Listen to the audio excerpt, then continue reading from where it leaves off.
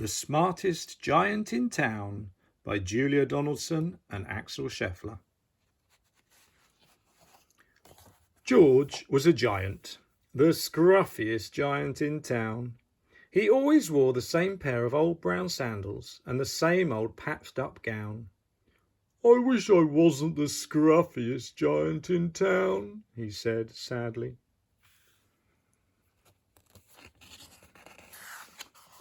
But one day, George noticed a new shop.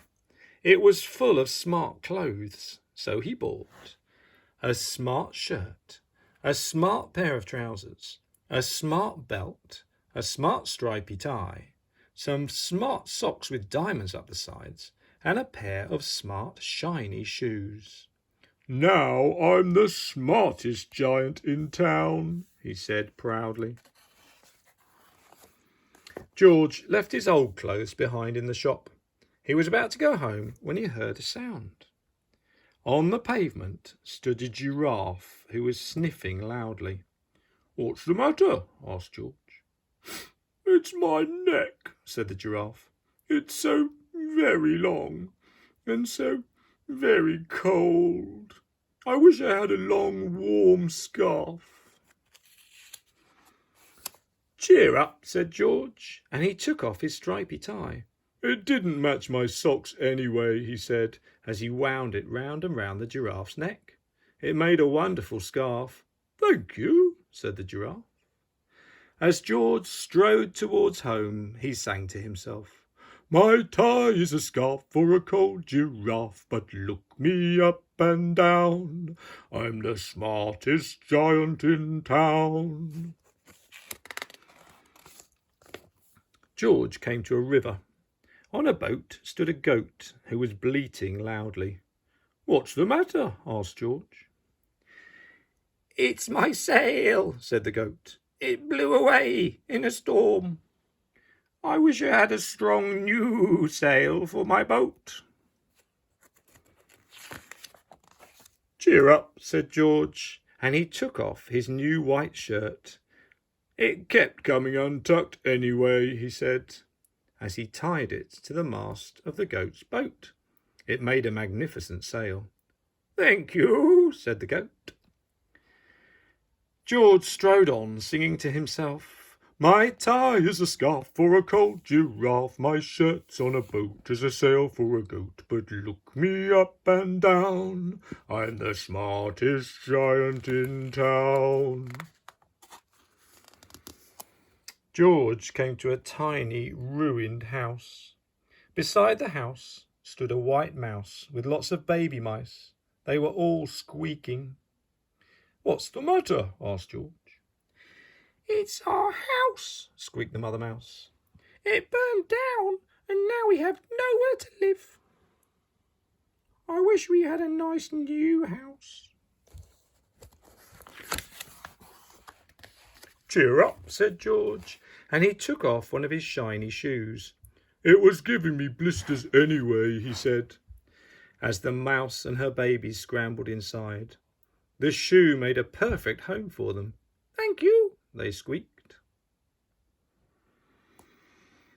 George had to hop along the road now, but he didn't mind. As he hopped, he sang to himself, "My tie is a scarf for a cold giraffe, my shirt's on a boat as a sail for a goat, my shoe is a house for a little white mouse, but look me up and down, I'm the smartest giant in town."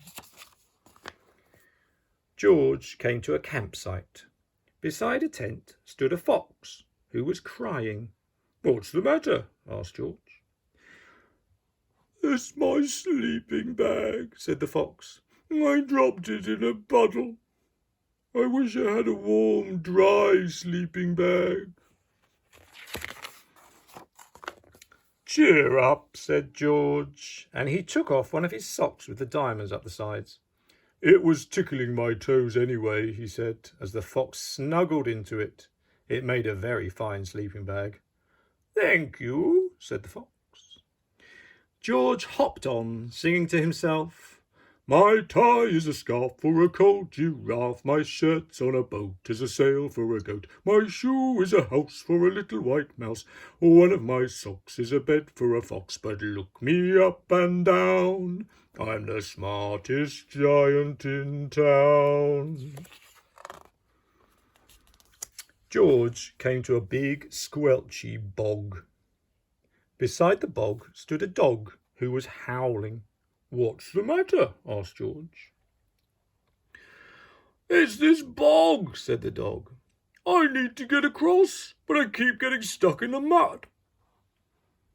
I wish there was a safe, dry path."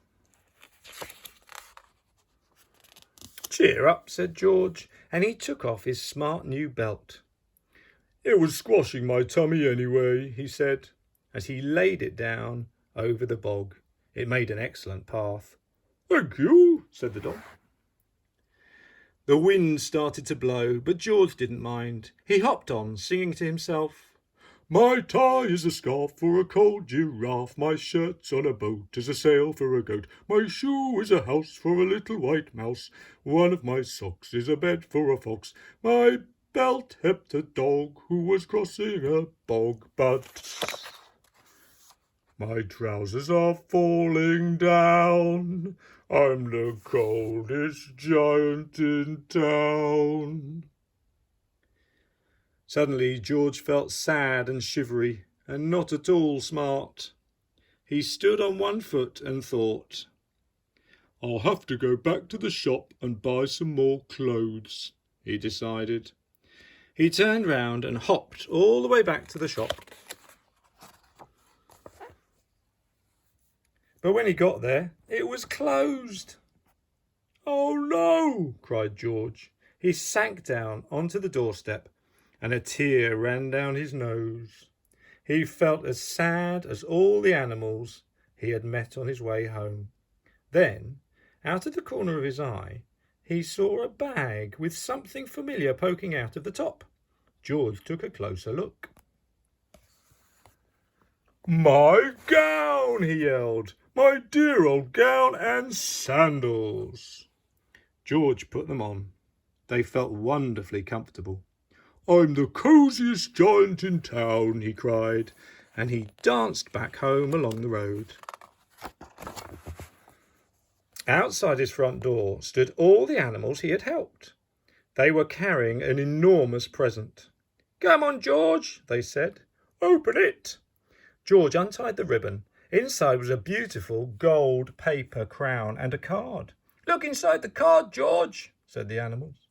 George put the crown on his head and opened the card.